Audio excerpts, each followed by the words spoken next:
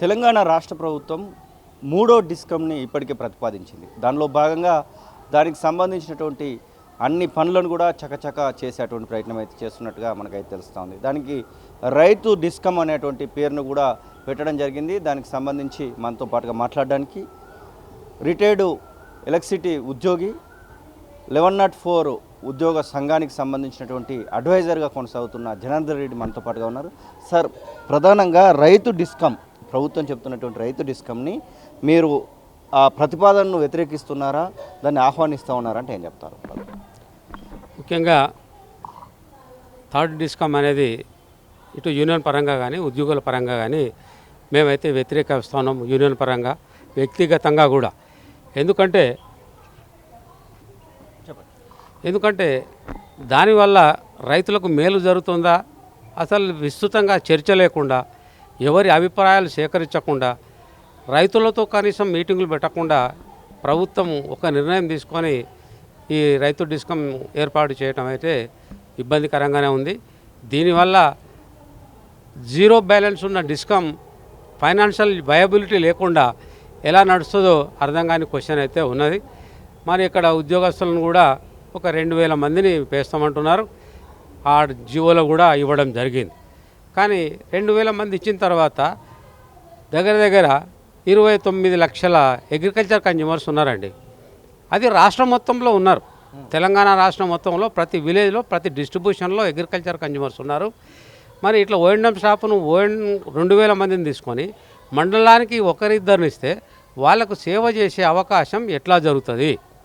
కాబట్టి ఈ ఎంప్లాయీస్ను రిక్రూట్ చేయాలి. ఇప్పుడున్న డిస్కంలకు వెళ్ళి ఎవరైతే అపాయింట్మెంట్ బై ట్రాన్స్ఫర్ అని తీసుకుపోతా ఉన్నారో ప్రమోషన్ అని ఆశపెట్టి ఎవరు కూడా ఆప్షన్ ఇవ్వలే. ఎవరికి ఇష్టం లేదు ఉద్యోగులు కానీ వాళ్ళకు ప్రమోషన్ అనే ఆశపెట్టి వాళ్ళని అక్కడ ఆప్షన్ ఇవ్వడం జరిగింది. అందులో కూడా ఓఎండ్ఎం స్టాఫ్ ఎవరు కూడా ఎక్కువ మంది ఆప్షన్ ఇవ్వలే. చాలా తక్కువ మంది ఇచ్చారు. ఉన్న పోస్టులకు తక్కువ ఇచ్చారు. వాళ్ళకు ప్రమోషన్ అని ఆశ పెట్టడం జరిగింది. కానీ కన్జ్యూమర్కు సేవ చేయటంలో తగిన స్టాఫ్ లేకుండా ఈ lines and distributions, transformers, maintenance ఇవన్నీ కూడా ఉన్న స్టాఫ్తోని ఇబ్బంది జరుగుతుంది. ఇంకోటి ఫైనాన్షియల్గా మాకు వైబుల్ లేదు అంటే, మీ ఫైనాన్షియల్ వైబుల్ లేనప్పుడు ఉన్న డిస్కంలను ఆర్థికంగా అభివృద్ధి చెందాలంటే ఇంకా ఆలోచన చేయాలి, ఇంకా ఇన్ఫ్రాస్ట్రక్చర్ డెవలప్ చేయాలి.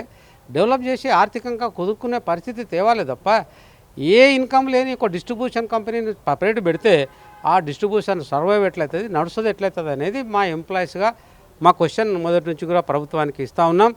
కానీ జేఏసీ పరంగా కూడా ఉద్యోగుల పరంగా కూడా మరి జేఏసీ కూడా మేనేజ్మెంట్తో మాట్లాడుతూ ఉంది. వాళ్ళు మీకు ఉద్యోగులకు నష్టం జరగదు, వచ్చే డిస్కమ్ కూడా నష్టం జరగదు, డెఫినెట్లీ లాభాలలో జరగడానికే మేము ప్రయత్నం చేస్తామని చెప్తా ఉన్నారు. కానీ ఇది సాధ్యం కాని పని అని మా ఉద్యోగుల పక్షాన చెప్పదలుచుకున్నాం. అంటే రైతు డిస్కం పెట్టడం వలన చాలా వరకు మేలు జరుగుతూ ఉంది అనేటువంటి మాటను ప్రభుత్వం చెప్తా ఉంది. ఎలక్ట్రిసిటీ మినిస్టర్గా ఉన్నటువంటి బట్టి విక్రమార్క కూడా అదే మాట పదే చెప్తా ఉన్నాడు. అసలు రైతులకు మేలు జరుగుతుందా, నష్టం జరుగుతుందా? గతంలో బీజేపీ రైతులకు మీటర్లు పెడతా ఉన్నారు ఎలక్ట్రిసిటీ విషయంలో అనేటువంటి కొన్ని ప్రతిపాదనలు కూడా మనం వింటూ వచ్చాం. కొన్ని బీజేపీ పాలిత ప్రాంతాలలో ఆల్రెడీ ఇంప్లిమెంట్ కూడా జరుగుతూ ఉందని చెప్తా ఉన్నాం. తెలంగాణలో అట్లాంటి ఆలోచనలు ఏమైనా జరుగుతూ ఉన్నాయంటే అటువంటి ఆలోచనలు ఏమైనా ఉన్నాయనుకోవచ్చు. మేము ఈ విషయం మీద పవర్ మినిస్టర్ కూడా కలవడం జరిగింది. మరి థర్డ్ డిస్కమ్ కూడా చాలా సందర్భాల్లో పవర్ మినిస్టర్ కలిస్తే వారు ఏం చెప్తున్నారంటే, మేము ఎలక్ట్రిసిటీ సెక్టర్ను ప్రైవేట్ చేసే పరిస్థితి లేదు. ఇప్పుడున్న పరిస్థితులలో డిస్కంలు చాలా నష్టాలలో ఉన్నాయి. మరి వాటి ఫైనాన్స్ పరిస్థితి బాగు తేవాలని ఈ ఫ్రీ ఎలక్ట్రిసిటీ ఏదైతే కన్జ్యూమర్కి ఇస్తూ ఉన్నామో, అగ్రికల్చర్ కానీ పీడబ్ల్యూఎస్ కానీ ఈ 200 యూనిట్స్ అది లేదు, అది ఓన్లీ డిస్కంలోనే ఉంది. ఈ లిఫ్ట్ ఇరిగేషన్లు కానీ, ఎత్తిపోతల పథకాలు కానీ, అలాగే మిషన్ భగీరథ సంబంధించిన సర్వీసులు అన్నీ కూడా ఫ్రీ సర్వీసులు ఉన్నాయి. కాబట్టి వాటిని మేము పక్కకు తీస్తాం, మీ డిస్కంలో లాభాలను నడుస్తాయి, దానివల్ల లాభాలలోనే జరుగుతుంది తప్ప నష్టం లేదని చెప్తా ఉన్నారు. కానీ అది సాధ్యం కాదు. ఎందుకంటే మేము ఒకటే ఎగ్జాంపుల్ చెప్పదలుచుకున్నాం. లాస్ట్ 3-4 మంత్స్ బ్యాక్ మాకు శాలరీస్ ఎప్పుడు ఇచ్చారంటే 10 తారీఖు 15 తారీఖు ఇచ్చారు. 1 తారీఖు ఇచ్చే బదులు 10 తారీఖు 15 తారీఖు ఇచ్చారు. మా యూనియన్ నాయకులు పోయి అడిగితే ఏంటి సార్ ఈ పరిస్థితి అంటే, మరి గవర్నమెంట్కి వెళ్ళి సబ్సిడీ రాగానే మీకు ఇస్తామన్నారు.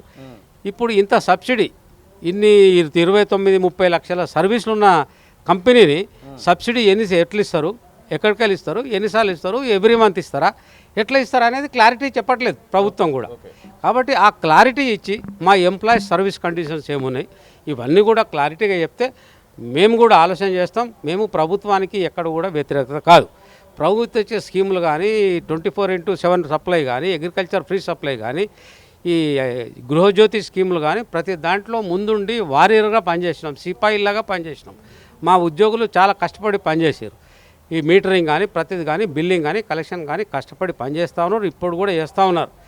కానీ ఇవన్నీ క్లారిటీ లేకుండా, ఉద్యోగుల భాగస్వామ్యం లేకుండా, మా సలహాలు కూడా తీసుకోకుండా ఏకపక్ష నిర్ణయం తీసుకున్నా అనేది మా యూనియన్ మా కొత్తగా పెట్టేటువంటి డిస్కమ్కి ఎట్టి పరిస్థితుల్లో కూడా రిక్రూట్మెంట్ ఉండేటువంటి అవకాశాలు లేవు. కేవలం 2000 మందినే, అది కూడా ఇప్పుడు ఉన్నటువంటి డిస్కమ్లకి వెళ్ళి తర్జుమా చేయబోతున్నట్టుగా తెలుస్తూ ఉంది. మొత్తం మీద అటు నుంచి ఇటు నుంచి అటు ఏదో షఫ్లింగ్ జరుగుతూ ఉన్నట్టుగా తెలుస్తూ ఉంది.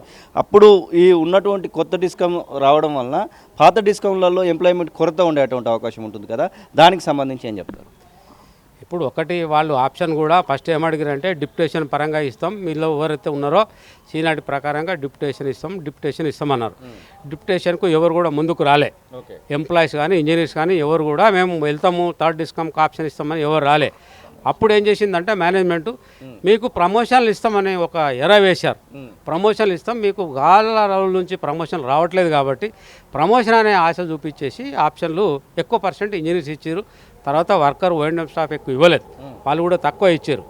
ఈ తక్కువ స్టాఫ్తో అక్కడ ఇస్తే ఇంకొకటి అక్కడ కండిషన్ ఏముందంటే, ఇక్కడ ఎవరైతే అక్కడ ట్రాన్స్ఫర్ అయ్యి అపాయింట్మెంట్ పోతారో ఇక్కడ ఒక పోస్ట్ వెళ్ళిపోతుంది, ఇక్కడ పోస్ట్ ఆ డిస్కమ్కి వెళ్ళిపోతుంది, ఇక్కడ ఆ డిస్కమ్లో ఆ పోస్ట్ ఉండదు. కాబట్టి మా పోస్ట్ కూడా తక్కువ అవుతాయి. మేమేమన్నా ఈ రోజున్న ఎగ్జిస్టెన్సీ నామ్స్ ప్రకారంగా నామ్స్ ఫిక్స్ చేసి ఇక్కడున్న సర్వీస్ క్యాలిక్యులేట్ చేసి రిక్రూట్మెంట్ చేయండి, అక్కడ కూడా అడిషనల్ పోస్ట్ శాంక్షన్ చేయండి, రిక్రూట్మెంట్ చేయండి అని చెప్తా ఉన్నాం. దానికి మొత్తం ప్రభుత్వం కానీ మా మేనేజ్మెంట్ కానీ ఒప్పుకోవట్లేదు. ప్రస్తుతం ఇక్కడ ఉన్న పోస్టులు అక్కడ ఉంటే ఇక్కడ పోస్టులు మైనస్ అయిపోతున్నాయి, తగ్గిపోతున్నాయి పోస్టులు. కాబట్టి మేము దానికి వ్యతిరేకిస్తున్నాం. మీరు ఒకవేళ రిక్రూట్మెంట్ చేయకుండా ఉన్నటువంటి వాళ్ళతోనే మళ్ళీ షఫ్లింగ్ చేసి మూడో డిస్కౌంట్ ఖచ్చితంగా ఓపెన్ చేస్తే, దాన్ని ప్రారంభం చేస్తే మీ నుంచి ఎలాంటి ప్రతిఘటన ఉంటుంది? దీనికి మేము కూడా యూనియన్ పరంగా కానీ అసోసియేషన్ పరంగా కానీ సమావేశాలు నిర్వహిస్తాం, ప్రజలకు పోతాం, ప్రజలు కూడా ఈ విషయాలు చెప్తాం. ఇబ్బంది అవుతుంది, మెయింటైన్ చేయడం ఇబ్బంది అవుతుంది, సర్వీస్ చేయడం ఇబ్బంది అవుతుంది తక్కువ స్టాఫ్తో. మేనేజ్మెంట్ కూడా ప్రతిపాదనలు పెడతాం, మేనేజ్మెంట్తో డిస్కషన్ చేస్తాం.